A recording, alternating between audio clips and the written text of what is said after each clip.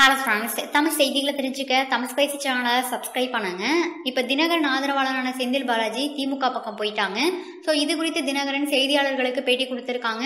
அப்போ தினகரன் செந்தில் பாலாஜி திமுக பக்கம் போனது குறித்து அவங்களோட கருத்தை தெரிவிச்சிருக்காங்க.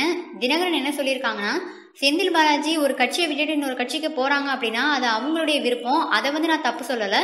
ஆனால் அம்மா மக்கள் முன்னேற்ற கழகத்தை விட்டுட்டு அதிமுக பக்கம் போயிருந்தா கூட பரவாயில்ல. செந்தில் பாலாஜி அதிமுகல ஜெயலலிதா அம்மா கூட இருந்துட்டு அவங்களுக்கு அரசியல் எதிரியான திமுக பக்கம் போனதுதான் எனக்கு கொஞ்சம் வருத்தத்தை கொடுத்துருக்கு.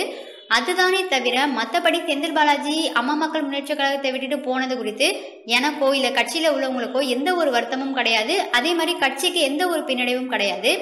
ஏன்னா அம்மா மக்கள் முன்னேற்ற கழகத்துக்கு நாளுக்கு நாள் தொண்டர்கள் அதிகரிச்சுட்டே இருக்காங்க. இந்த அம்மா மக்கள் முன்னேற்ற கழகம் தொடங்கின குறுகிய காலத்திலே மக்கள் மத்தியில எவ்வளவு செல்வா கூட வளர்ந்துருக்கு அப்படின்னு உங்களுக்கே தெரியும்.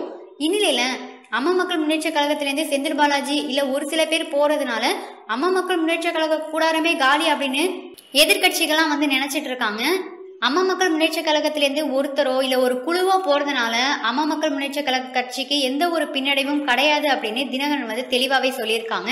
எங்களுக்கு தொண்டர்களோட பலம் இருக்கு, நாளுக்கு நாள் எங்களுக்கு தொண்டர்கள் ஆதரவு கொடுத்துட்டு தான் இருக்காங்க அப்படின்னு தினகரன் தெரிவிச்சிருக்காங்க.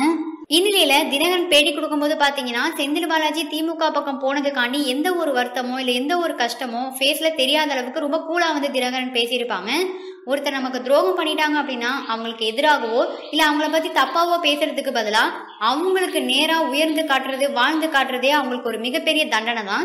அந்த மெத்தடை தான் இப்ப தினகரன் ஃபாலோ பண்ணிட்டு இருக்காங்க.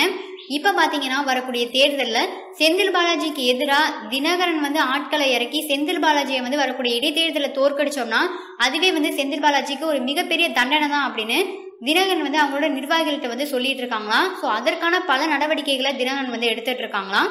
இந்த வீடியோ உங்களுக்கு பிடிச்சிருந்தா லைக் பண்ணுங்க, ஷேர் பண்ணுங்க.